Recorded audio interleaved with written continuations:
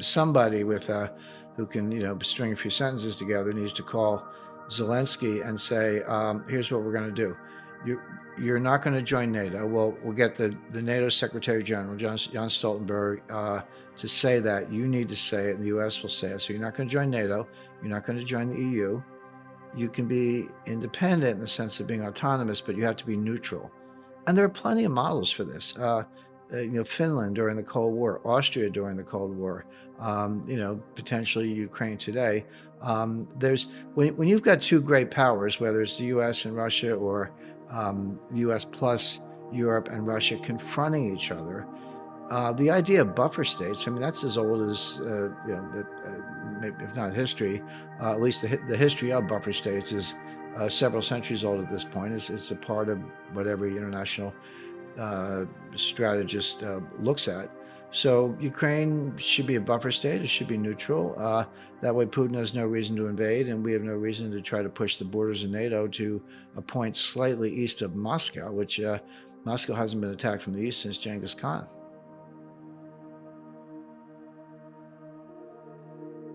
These are the most extreme, serious sanctions, financial sanctions that have ever been imposed.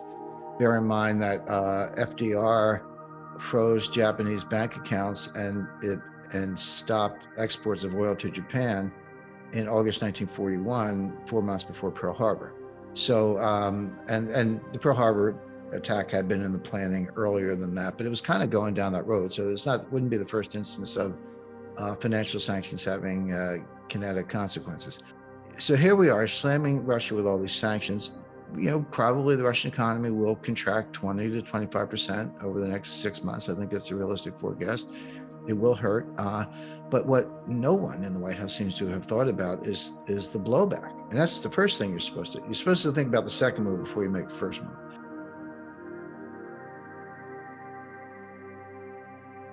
So the United States cut off semiconductor exports to Russia. Not just that, not just as a primary boycott, but as what's called a secondary boycott, which we said to everybody in the world, most pointedly the Chinese, if you make your own semiconductors with our equipment and our technology under license from us, you can't sell that to Russia either. So this isn't just about, Intel can't sell semiconductors to Russia. That's true.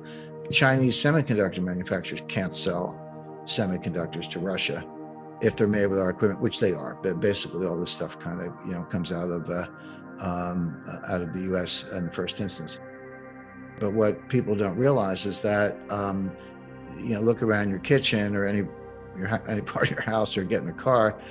A car is basically a computer on wheels. It has 1,400 semiconductors. It's all semiconductors, 1,400 semiconductors in a typical car.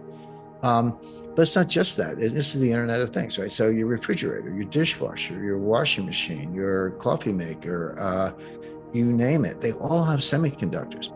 This processed neon gas that powers the lasers that makes the semiconductors, 70% of it comes from a single plant in Odessa, in Ukraine. Now, and Odessa's under siege, so, give it a few days, but that's going to be in Russian hands in a matter of days. The Russian Marines are getting ready for an amphibious assault. They're doing a lot of preparation for that, softening up the target. So Putin's just going to say, okay, we can't have semiconductors. You can't have the neon gas. That's going to shut down the entire global semiconductor industry, which in turn, since that's an input, is going to shut down basically all the manufacturing in the world. Plus, they've obviously allowed the energy payments to continue, but you can buy Russian oil, and they have to, because Europe has put itself in a position where they're going to freeze in the dark if they don't have, I said oil, yes, but also primarily natural gas. But if they don't have those Russian energy resources, they're going to shut down their industry, and they're going to have blackouts, and people are going to, as they say, freeze in the dark. So they've got to get it. They got to pay dollars for it. The central bank's going to get the dollars. Now, what's extraordinary about these sanctions is, for the first time, at least since the Cold War, but maybe ever, they've frozen the assets of a central bank, which are over $600 billion.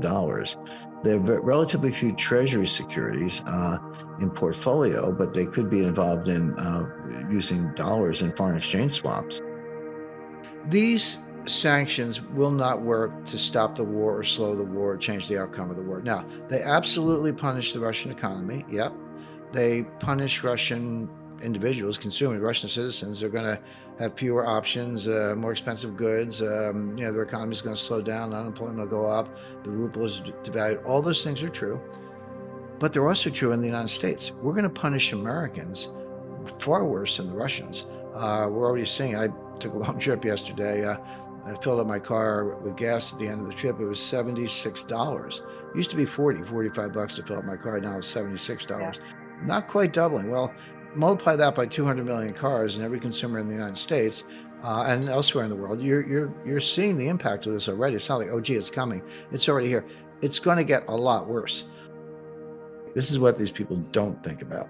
Ukraine supplies 20% of the grain in the world. It's 35% of Boeing's aluminum comes from Russia. And for Airbus, it's 50%. How do you make the batteries? What's in the batteries? Lithium, cobalt, and nickel. Guess who produces most of that in the world? Russia. People are familiar with the supply chain at the retail end. Like you go to the store and the shelves are bare. Oh, where's the hot sauce or the peanut butter, But they're not as familiar with the supply chain on the input end, at the other end, where the stuff goes in, the source materials.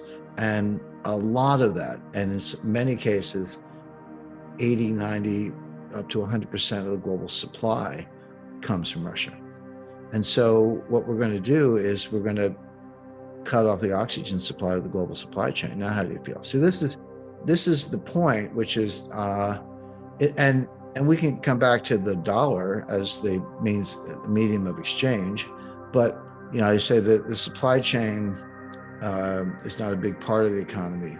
It is the economy, because everything from the equipment we're using and stuff on your wall or my wall, it comes from a supply chain, and we're going to shut that down with what we're doing to Russia. So, not nice guys, and I'm not defending the invasion. I'm just saying if you want to use financial weapons, be prepared for the blowback.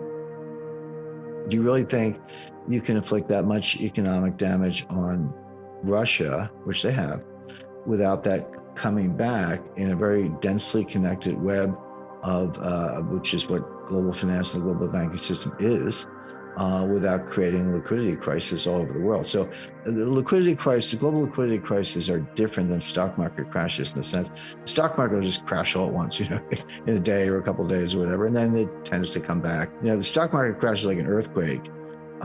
Global liquidity crisis is more like termites. They're just eating away at foundations that you can't see, and then one day the house caves in. We may be headed for that.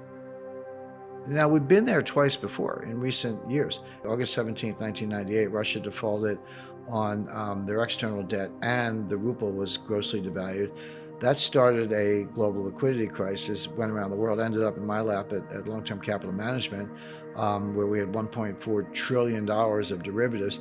And everyone goes, oh, long-term capital, you guys lost a lot of money in Russia. We didn't. We lost maybe $100 million in Russia, but we lost closer to $4 billion on everything else, because in a liquidity crisis, people sell everything. It's not a question of, do you have Russian bonds? It's like, no, they sell everything. Spreads widen, not enough collateral, margin calls, people being blown out of their positions. That's what a global financial crisis looks like.